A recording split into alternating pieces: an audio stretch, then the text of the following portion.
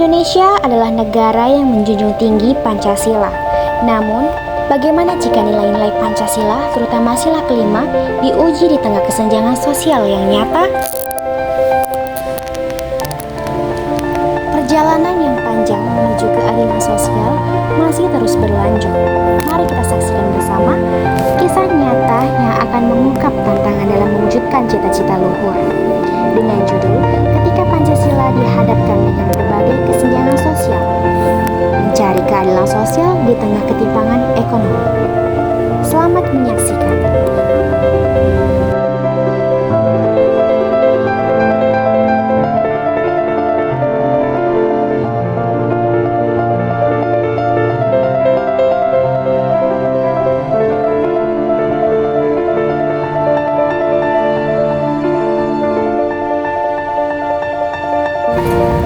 Mau beli apa? Aku mau pesen yang paling mahal aja deh. Sekalian minumnya kopi impor. Kalian mau beli apa? Gak ada lagi sih, ya kan lumayan untuk besok. Gimana kalau kita belanja aja? Emang kan lumayan besok. Aku bayarnya pakai QRIS ya, Bu. Oh, boleh. Dia aja sih.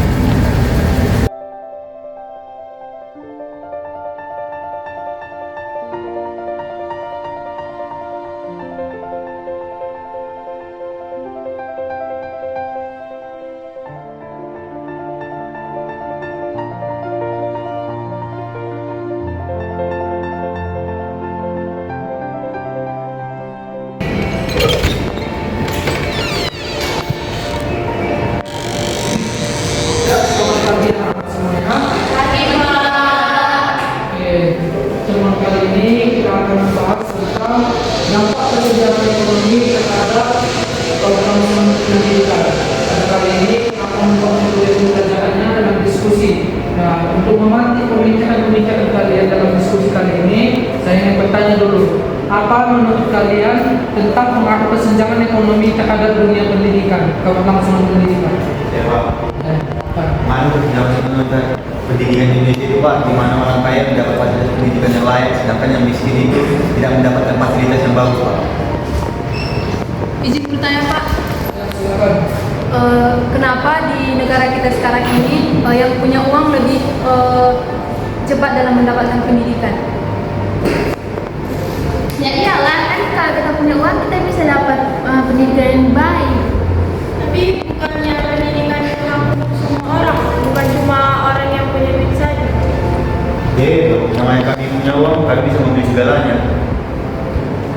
Ya, pada dasarnya pendidikan ini merupakan sebuah subjek yang tidak bisa dijadikan dalam bisnis. Pendidikan merupakan salah satu cara untuk mengubah SDM kita, merubah negara kita, dan merubah tata ruang itu sendiri juga. Pada dasarnya pendidikan tidak layak dijadikan kapitalisasi. Ketika kita memiliki modal dan kita menyuguhkan pemilik modal, itu tidak akan kita temukan dalam dunia pendidikan seharusnya. Dan untuk hak kita sebagai warga negara yang baik, memiliki pendidikan dijamin dalam konstitusi. Kita semua memiliki hak yang sama. Mungkin anak-anak bisa membaca pasal 28 ini. Izin Pak, Silakan. jika realisasi itu benar-benar ada Pak, mengapa sebagian mahasiswa masih ada yang tidak sampai kuliah, sedangkan mahasiswa yang berada atau kaya bisa dengan lancar berkuliah tanpa mereka memikirkan beban apapun Pak? Ya namanya juga usaha, kan semua orang punya perjuangannya masing-masing. Tapi kalau dari awal kita tidak memiliki kesempatan yang sama, apa gunanya kita bersaing?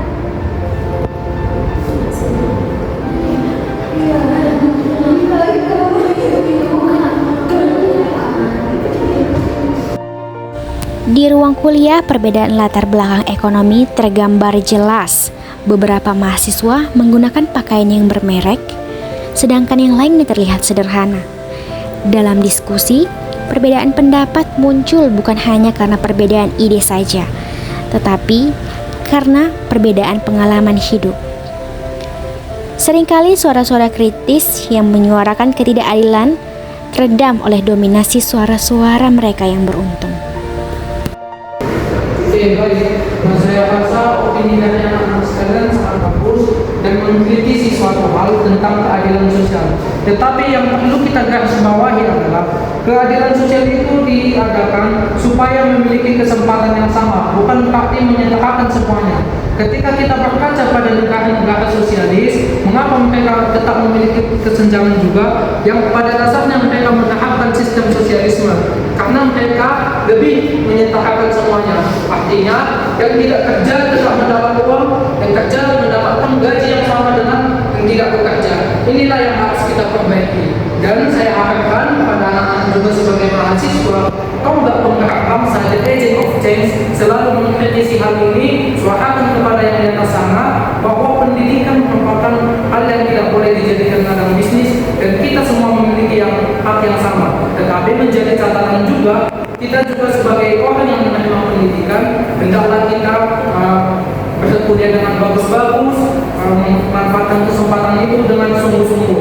Baik, saya kira itu untuk pertemuan kita kali ini. Bila ada yang ingin ditanyakan dan untuk tugas-tugas selanjutnya, kita akan berdiskusi kembali. Kita akan lanjut materi selanjutnya di lain waktu.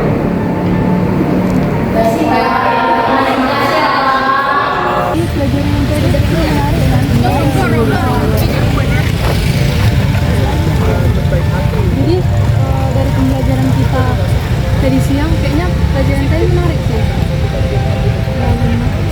Mulai dari mana untuk menciptakan kajian ini? Kita saling memahami, bukan saling menyalahkan.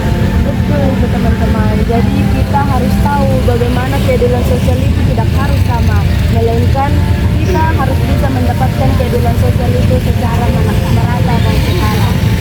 Begitu teman-teman. Pancasila bukan sekedar konsep, tetapi harus menjadi nyata dalam kehidupan kita. Keadilan bukan hanya harapan, tetapi tanggung jawab bersama. Oke, sekian untuk video proyek kami kali ini dari kelompok 2 Pendidikan Pancasila. Semoga dengan ini kita akan memahami nilai-nilai Pancasila yang sesungguhnya. 5 butir sila itu kita dapat implementasikan sebagai warga negara yang baik secara berbangsa dan bernegara. Sekian dan terima kasih.